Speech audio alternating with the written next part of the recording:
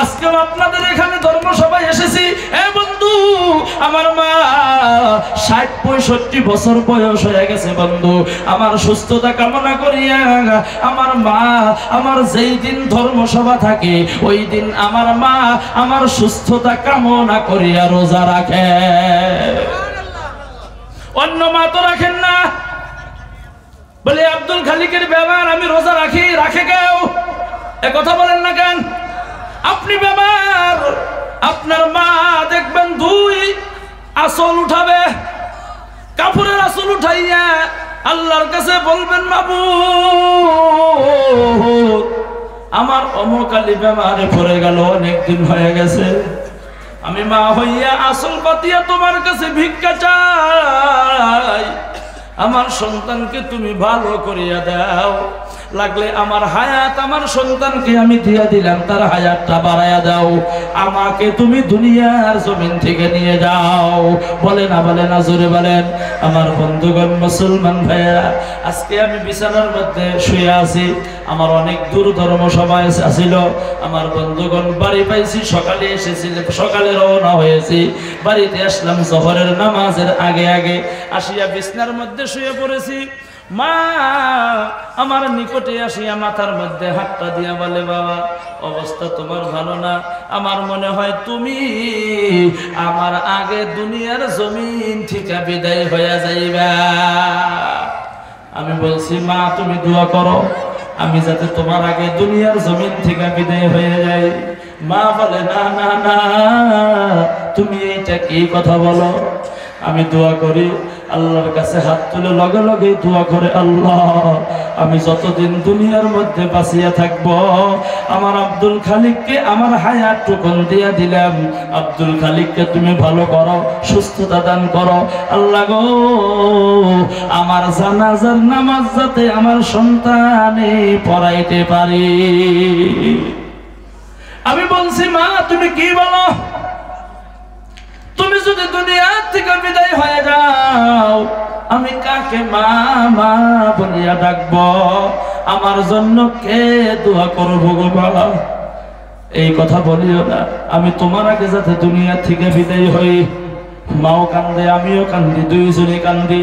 আমার বন্ধুগণ, ও মুসলমান ভাইয়েরা আমার, মা বললাম, মা দেরি হয়ে গেল, গোসল করবো, নামাজ পড়বো, প্রোগ্রামে যাইব, আবার ঘুমাসাও লাগবো। মা বলেন, বাবা যাও, তোমারে বিদায় দিলাম, কিন্তু একটা কথা তুমি ভালো করে মনে রাখবা। মা কি কথা বলো? শরীরের যত্ন নিবে, লাহে লাহে কথা বলবা, কিন্তু কথা বলতে তো লাহে হয় না, একলাই জোরে বাহির হয়। আমার বন্ধুগণ, মা বলে, বাবা ধর্মসভায় যাইতেছো যাও, তুমি আমার জন্য দোয়া করো, আমি ভালো করিয়া জানি। ও বাবা বরফেটা যাইতেছো যাও, তুমি তো মুসাফির হইবা, গভীর রাত্রে যখন তুমি 2টা হাত উত্তোলন করিয়া দোয়া করো, আমি বলতেছি বাবা গো, আমি মায়ের কথাটাও তুমি অল্প স্মরণ কইর। 2 চোখ দিয়া পানি জার জার করে বের হয়ে গেল। আমি বলতেছি, মা আল্লাহ গো আমি মায়ের জন্য দোয়া করি। তারপরে আমার মা আমার কাছে দোয়া চায়। মনে পড়ে গেল ছোটবেলার কথা। মা বাবা অনেক কষ্ট করে আমাদেরকে লালিত পালিত করেছে। বাবার সাথে বাজারে গিয়েছি, আপনারাও গিয়েছেন বন্ধু, 2-4 জন বাদে অধিকাংশ মানুষ বন্ধুগণ গরিব ঘরের সন্তান আমরা ছিলাম। বাজারে গিয়েছি, বাবা সিংড়া খাবো খাওয়াইতো, মিষ্টি খাবো খাওয়াইতো, বাবা চকলেট খাবো খাওয়াইতো, যা চাইছি তাই খাওয়াইছে। ও বাবা গো আপনিও খান? কয় না, আমি এই মাত্র খানা খাইয়া আসলাম। বাবা খাই নাই। যখন চাউল কেনার জন্য গেছে, 2 কেজি চাউল কিনছে, 1 কেজি নগদ টাকা আর 1 কেজি বাকি। তখন বুঝি নাই, এখন বুঝি বাবা কেন খায় নাই। একটা কারণে খায় নাই, আমি তো যা চাই বাবা তাই খাওয়াই, কারণ সন্তান রে মা বাবা কষ্ট দেয় না, মনের ভিতরে যাতে খুশি থাকে। বাবা মাকে যা বলে সন্তানের কথা বাবা মা তাই শুনে। চাউল 1 কেজি বাকি আর 1 কেজি নগদ, তার কারণটা হলো এখন আমরা বুঝি, আগে তো ছোট ছিলাম বুঝি নাই, এখন বুঝি যে আসলেই ওই সময় বাবার কাছে টাকা পয়সা ছিল না, সেই জন্য জন্য বাবা নিজেও খায় নাই। এ বন্ধুগণ আমার, ধর্মসভা করি, গল্পারাই পড়ি, বাবা প্রত্যেক মাসে হাইটা হাইটা যায়, মাত্র 10 টাকা 20 টাকা আমারে দিয়া দেয়।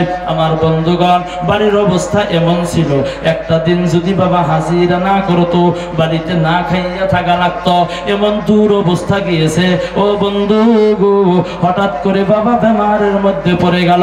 আমি ধর্মসভা করি, রাত্রে 12টায় 1টা 2টার সময় বাড়িতে যাই, যাইয়া দেখি গো বাবা মোটর সাইকেলের শব্দ পাইয়া বলে, আব্দুল খালিক তুমি বাড়িতে আইছো? বলে হ বাবা আইছি। আপনি ঘুমান নাই? বলে ঘুম আসে না কেন? তুমি রাত্রি জাগরণ করো, ধর্মসভা করো, গাড়িটা যদি অ্যাক্সিডেন্ট হইয়া ঘুমের মাধ্যমে দুঃখ পাও, এই চিন্তায় টেনশনে আমার ঘুম আসে না। বলি বাবা গো, আমার জন্য চিন্তা করবেন না, আপনি বেমারি অসুস্থ, উঠতে পারেন না, আপনি আরাম করেন। বাবার নিকটে চলে যাইতাম রাত্রে 12টায় 1টা 2টার সময়, আঙ্গুর বাদাম নিয়ে আসতাম, কাজু বাদাম নিয়ে আসতাম, বাবার মাথার নিকটে বসে রাত্রে 12টায় 1টা 2টার সময় গো আব্বাজানকে টপ টপ টপ টপ করিয়া খাওয়াইয়া দিয়েছি। বন্ধু, ও মুসলমান বন্ধুগণ আমার, ও ভাইয়েরা গো, এখন বাড়িতে যাই, যাইয়া দেখি বাড়িটা কেমন জানি অন্ধকার হয়ে গেছে। আর আব্দুল খালিক বলিয়া কেউ ডাক দেয় না। মা বাবা পৃথিবীর মধ্যে সব থেকে দামি, মা বাবার মতো দামি মানুষ কেউ হইতে পারেন না। এ বন্ধু, মক্কায় আল্লাহ নিয়েছিল আপনাদের দুয়ায়, মদিনায় আল্লাহ নিয়েছিল আপনাদের দুয়ার বরকতে। আবার যাওয়ার জন্য নিয়ত করেছি, দোয়া করবেন যাতে আল্লাহ নেয়। জোরে বলুন আমিন। আমার বন্ধুগণ মুসলমান ভাইয়েরা, মক্কা মদিনায় গেলাম গো, দুনিয়ার কত মানুষ দেখলাম রে বন্ধু, কিন্তু মা বাবার মতো চেহারাওয়ালা মানুষ একজনও পাইলাম না, একজনও পাইলাম না। বাবা মা যেমন করিয়া ডাক দেয় গো, আব্দুর রহিম, এ বাবা আব্দুল করিম, আব্দুল খালিক, যত মধুর সুরে ডাক দেয়, এত সুন্দর করিয়া ডাক দেনেওয়ালা মানুষ দুনিয়ার মধ্যে কাউকে বন্ধুগণ পাইলাম না। এ মুসলমান বন্ধুগণ আমার, আল্লাহর বান্দা নবীর উম্মতের আগ, দুনিয়ার মধ্যে আপনি বড় হুজুর হয়ে গেলেন, আপনি মাওলানা মুফতি মুহাদ্দিস হলেন, আমি আব্দুল খালিক বক্তা হয়ে গেলাম, আপনি বড় ডক্টর হয়ে গেলেন, মাস্টার হয়ে গেলেন, চাকরি করেন, সার্ভিস করেন, বিয়ে পাশে মেয়ে পাশে মেসি হয়ে গেলেন, আপনি কিন্তু হইতে পারেন নাই মা বাবার মেহনতের বদৌলতে, মা বাবার দুয়ার বরকতে আপনি এত বড় হয়ে গেছেন। বন্ধুগণ আমার, ছোটবেলায় দেখেছি মা যখন মাদ্রাসায় পড়ি, হোস্টেলে থাকি, আপনারা স্কুলে কলেজে পড়েন, হোস্টেলে থাকেন, যদি গরিব আছিলেন বা আছিলেন, ভাইয়া টাকা দিত, বইনেরা টাকা দিত, গ্রামবাসীরা টাকা দিত রে বন্ধু। বন্ধুগণ আমার, কিন্তু দরদের মা আন্ডা বেচা, মুরগি বেচা, টাকা গোলা, কাপড়ের আসলের আমল দিয়া দিয়া বলছে, বাবা তুমি ভালো মন্দ খাইবে। গাড়িটা যখন স্টার্ট দিয়ে যাইত, কিছু দূর যাওয়ার পর পিছনের দিকে লক্ষ্য করিয়া দেখি কেউ নাই, কেউ নাই, সকলেই চলিয়া গেছে। ও বন্ধুগণ আমার, কিন্তু একজন মানুষ দাঁড়ায় আছে। গাড়িটা যত দূর পর্যন্ত দেখা যায় গো,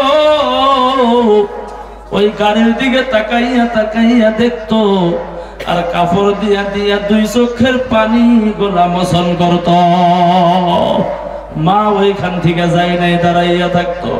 আমার বন্ধুগণ, পৃথিবীর মধ্যে যদি আপনার কিছু হয়, কেউ জানার আগে আগে জানে দরদের মাই, অন্তরে ধাক্কা দিয়ে দেয়। বন্ধুগণ আমার, ও মুসলমান ভাইয়েরা, তাহলে চিন্তা করেন পৃথিবীতে কত বড় হতে পারে মা বাবা।